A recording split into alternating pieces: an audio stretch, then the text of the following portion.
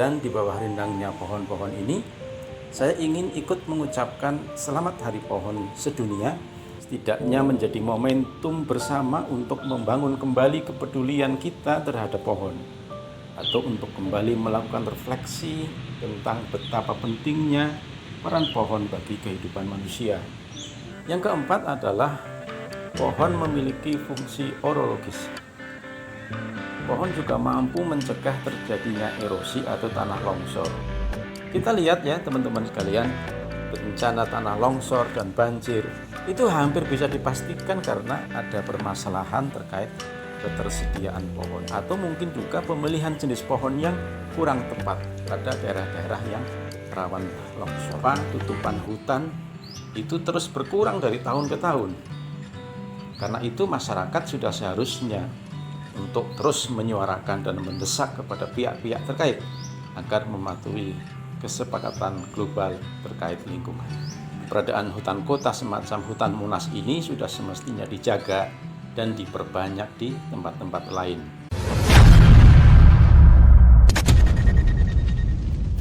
Assalamualaikum teman-teman, apa kabar?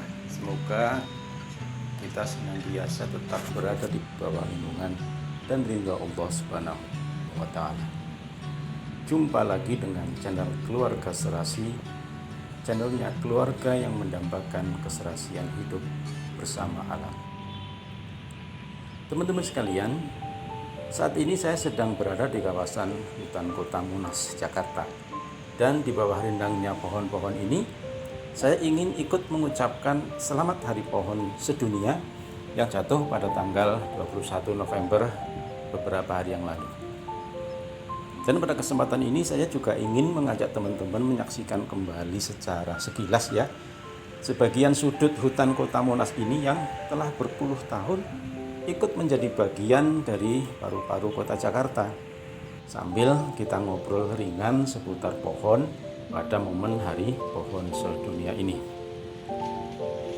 Teman-teman sekalian, peringatan ini saya rasa penting ya bagi kita sebagai penduduk bumi, setidaknya menjadi momentum bersama untuk membangun kembali kepedulian kita terhadap pohon, atau untuk kembali melakukan refleksi tentang betapa pentingnya peran pohon bagi kehidupan manusia, yang tentunya sambil berharap untuk diikuti dengan tindakan positif.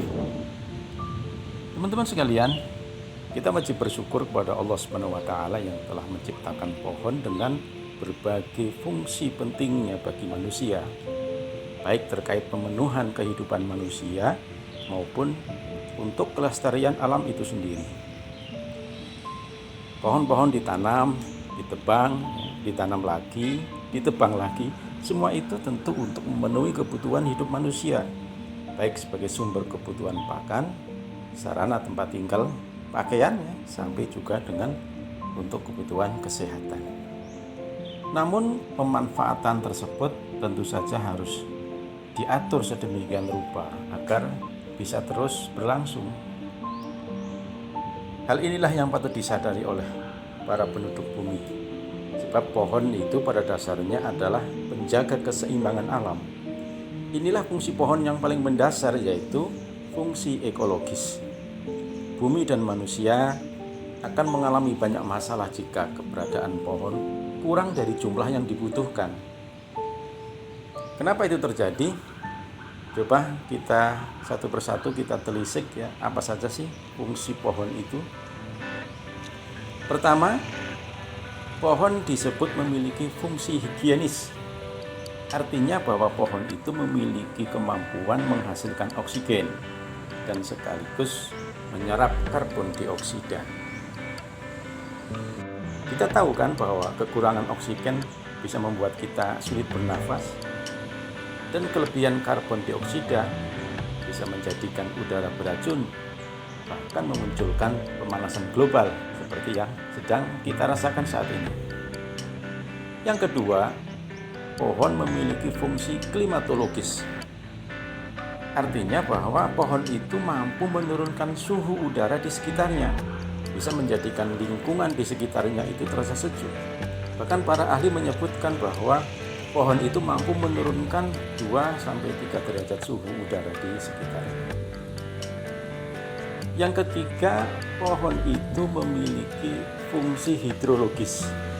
Dan akarnya yang masuk ke dalam bumi, pohon akan mampu menahan air untuk air itu jangan pergi begitu saja. Keberadaan pohon cukup bisa memastikan atau menjamin keberlangsungan sumber mata air. Yang keempat adalah pohon memiliki fungsi orologis. Pohon juga mampu mencegah terjadinya erosi atau tanah longsor berkat akarnya yang kuat dan mampu mengikat tanah di sekitarnya. Kita lihat ya teman-teman sekalian, bencana tanah longsor dan banjir itu hampir bisa dipastikan karena ada permasalahan terkait ketersediaan pohon atau mungkin juga pemilihan jenis pohon yang kurang tepat pada daerah-daerah yang rawan longsor.